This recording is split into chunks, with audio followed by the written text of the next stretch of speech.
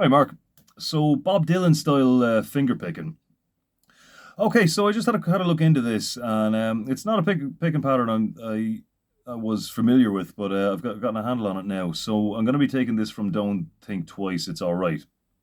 So for that, we're capoing up. So this is in the key of E major, and we're going to be using C major chord forms. So that means we're taking C, C, C sharp, D, D sharp, E. Okay. All right, so we'll get straight into this picking pattern. Now, be patient about getting it up to the speed that Dylan does it on that record. But, once you get it to any kind of proportion at all, the process of getting it up there might be a bit of a grind, but it's simple. And I'll show you how to kind of just take all the thinking about it and just go step by step by step until you get there. All right, so the picking pattern itself then, we're going to start on a C. So it starts off with a pinch, a double, right? So the thumb is on the root note of the chord, whatever that happens to be. So in this case, that's the fifth string, right? So later on, it's going to be the sixth string for the next chord in the song. So easiest way to put it is to go pinch. Now that's 1, 2, right? If we're counting, let's say quavers here, right? So that's going to be 1, 2, 1, 2, 1, 2, 1, 2. Okay.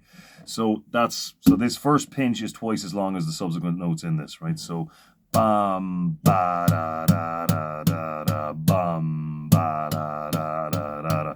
So no matter how slowly you take this, it's always important, and you really do want to just slow it to an absolute crawl. But when you slow it down to a certain point, it's easy to lose sight of what it's ultimately supposed to sound like, and it's easy to lose proportion. But you really have to keep that rhythmic proportion, right? So it's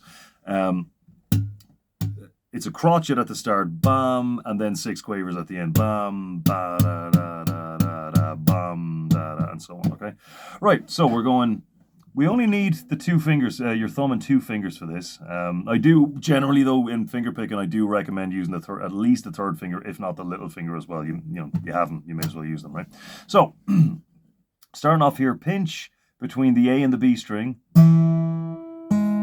Thumb, middle. Now it's important that it's not finger, it's thumb, index finger. The reason being is because if you do it that way, then your thumb is going bam da da da da da da bam da da da da da. And when you get it fast, bam da da da da da bam da da, it's important that your thumb is moving in a totally regular way. So even though that might not necessarily be the easiest way to reach the strings, you want to do it that way just to keep that regular thumb movement in the same way that you keep your hand movement totally regular when you're strumming, right? Okay, so we're going pinch, narrow. We'll call this narrow because we're one string and then the 2 ones in close together. So pinch, narrow, that's thumb and index. Switch your bass note up the lower 5th. And then we're hitting 6th, 5th. So we're going pinch, narrow, wide, narrow again. So that's the picking pattern, okay? Now, you can, if you want, do the alternate bass like this, right? So do this kind of C over G chord here. That's okay. I don't recommend it, though. I do recommend going like this, just so you only ever have one bass note at a time, right? So, like, for example, treble notes going together, those 2 notes being only 1 tone apart, they sound fine, right? Treble notes don't really clash with each other like that. Bass notes do. So even though those are fourth apart, your bass is just going to be more clear if you've only got one bass note going at the same time to get that bum, bum, bum, bum. You'll still get that doing this way, just not as clearly. Okay, so we're pinch, narrow, switch up your bass, wide, wide, narrow, and only when you actually need this bass note again do you go back. Kind of keep it there to get as much out of the note as you can. Pinch, narrow, that's D and G string, E and B string, and then D and G string again. Pinch. So what I'm going to do now is just going to play this real as slow as I can, really slow, and see if you can play along. So I mean, just get it all sorted in your head first, right? So pinch, narrow, wide with the alternate bass, and narrow again. Okay, so here it is with a rhythm. So 1, 2, 3, 4.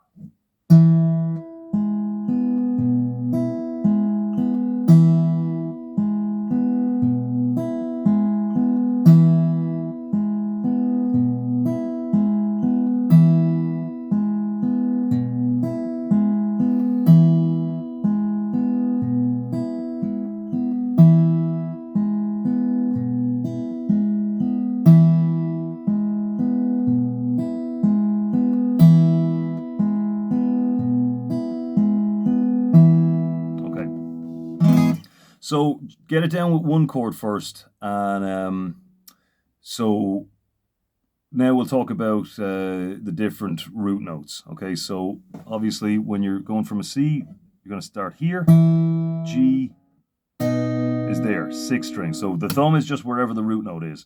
Right, so we're going pinch again, narrow, wide, narrow, pinch. And again, we're doing more or less the same pattern here, right? So we're going 6th string and B string, or 6th string and 2nd string, 4th, 3rd, 6th, 2nd, 4th, 3rd. So we'll just do it on G for a second here, right? So we're going pinch, narrow, wide, narrow, pinch, narrow, wide, narrow.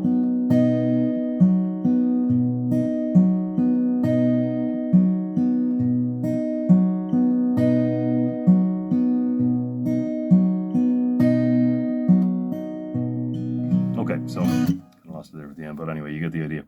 Okay, so we'll talk about getting it up to speed then, okay? Because you know, we can do this song as it is. I'll just show you real quick. I'll just do a quick run through of the initial line of the verse chord progression. That'll be plenty to be getting on with for now, right? Okay, so we got 1 bar of C, G, bar and a half of A minor, A over G, then we're down to the F, 2 bars of F, C, G. So there's the first line of the verse. There are 2 lines in the verse, but we'll leave it there for now, because we just want to get, the main thing right now is we just need to get the mechanics of this picking pattern down. So let's talk about getting it up to speed, because he does it's what is it? It's, okay, dum down. So a lot of ground to cover here in terms of tempo. So I'll show you the quickest way to do that. So the first thing is 1, 2. So if you're doing this, right, if you've gotten it to the point where you can do it steady, you're about there. And again, slower again, just slow it down as much as you need to. As long as you're keeping the proportion down, it's fine. By trying to do it faster, all you're doing is denying yourself the headspace that you need to get everything in order. The speed always comes later, because if you go too fast, too quick, then there's definitely going to be some kind of corner in there that you're cutting, which means it's going to be sloppy, like it is on the record, right? But so you know, if we can, you know, if we can do clean and slick, then we can do sloppy as well. We have the option if we want to, you know, stylize it like that or whatever. Okay, so if you're doing, let's just say we're at this speed.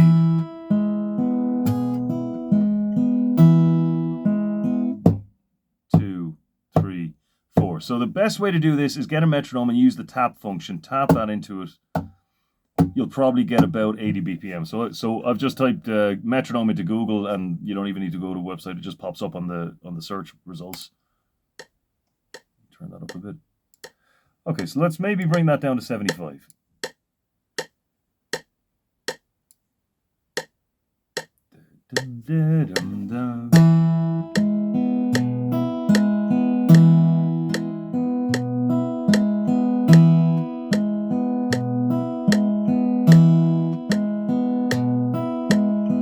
Now let's say you want to go slower again, which if you do go slower. The speed will come.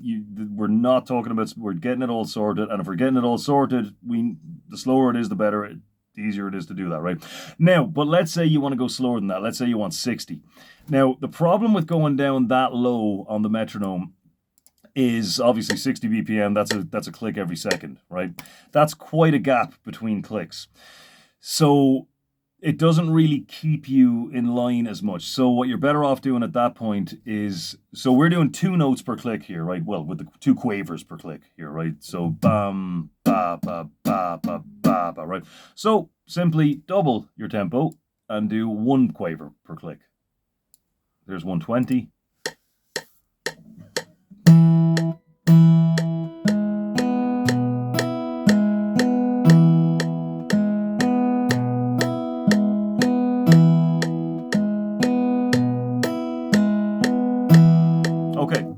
Now, that's it. So really listen to yourself and listen to the metronome as well. The metronome can't be in the background. It has to be banging you in the head over and over, because if your attention goes off the metronome even slightly, you'll lose it. You'll be surprised how easily you can lose this. Never underestimate the difficulty of playing with a metronome. It seems simple. For some reason, it's not. It's something you really got to practice, but it is by a mile the most effective way to get this up to where we want it, right? Because then you get it at 120, 125, 130, about 5 BPM at a time is generally what I recommend. Whatever increase is a decent bit over what you were previously doing, but not obviously faster. It can't sound like a big jump. It should all be really incremental, and you'll get there before you know it. Now, at a certain point, doing it this way, let's say we get it to, I don't know, 90. I don't know if I can do it at 190.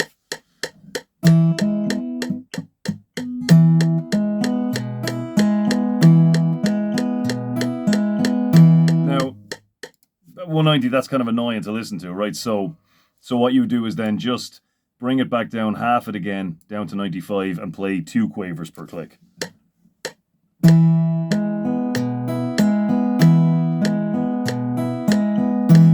Okay, so when it comes to going up with the metronome, I always recommend about 5% of your previous speed, right? And, but if that feels like quite a bit of a jump, just knock it back, and always spend plenty of time on each tempo. You want to be really, really comfortable on the first one. Don't be impatient about jumping up. Don't jump up until you're absolutely bang on. You can get at least 8 bars in a row perfect on the tempo you're on before you jump up, minimum. And that's it. So yeah, just rewind if you're not sure about the pattern itself. Establish that. Don't bother with the metronome initially. Just get it under your fingers. Get it to the point where you're not thinking too hard about what's next. You know what I mean? If you have to think through every move, then do it more until you don't have to do that. Then find that really low tempo. You can just use that slider on Google. That you'll figure it out pretty quick from that. But a better way to find your tempo is to use the tap function on a proper metronome. You can get an app for free. There, just Google Play metronome.